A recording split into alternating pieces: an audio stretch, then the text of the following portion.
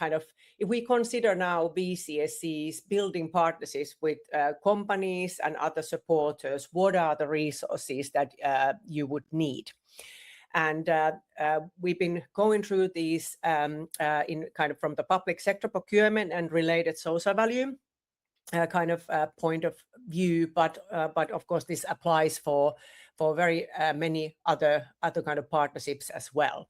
So money, volunteering skills, products, and services.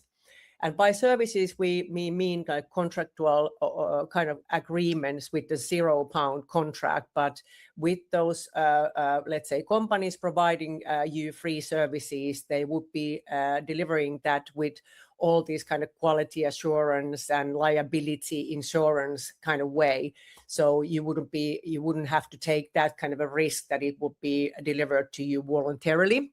And as if somebody is volunteering, you cannot kind of put them liable for the kind of the quality of the end result. So that's why it's very important to kind of differentiate these two. But this is an image what I'd like to demonstrate, and I've been presenting the same image in various kind of procurement conferences. And in those instances, there has been a few VCSs present, but mainly private sector companies. But I want to now present this to you from your point of view, like a VCSE point of view. So when you kind of start partnering with companies, there might be a little bit different kind of style and kind of motivation for them to partner with you, whether they are doing this for the kind of corporate social responsibility purposes, building their ESG strategy and so forth, or whether they are then finding these delivery partners, social value delivery partners for public sector contracts. And the motivation behind these aspects differ a little bit, because the CSR is this kind of like a brand building, company mission driven, longer term strategy where they are aligning their own mission with the mission of other kind of charitable organizations and leaving a legacy. And these kind of strategies might be kind of covering several years. And also the motivation is to engage with employees.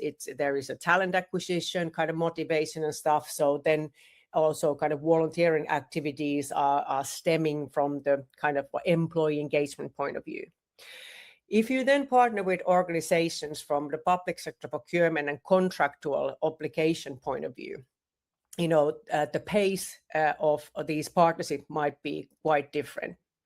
Of course, if you're working with, let's say, tier 1, tier 2, contractors who are running big programs, they might be worth tens or hundreds of millions, and they're looking for partnerships. Yes, there will be strategic partnership opportunities which are lasting for years, and they kind of are a little bit similar to CSR activities.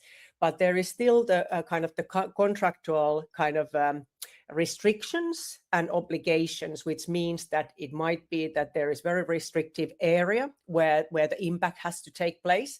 So you would be then needing to kind of evidence that, for instance, your beneficiaries are all located and living in certain county area, for instance. There might be contractual time frame, which might be sometimes very short as well. It might be a half-year contract, 1-year contract. So whatever you are doing has to be fitting into that contract period. Also, we were just hearing earlier today about, for instance, Tom measures and different kind of social value criteria. So if a company has made obligation and bid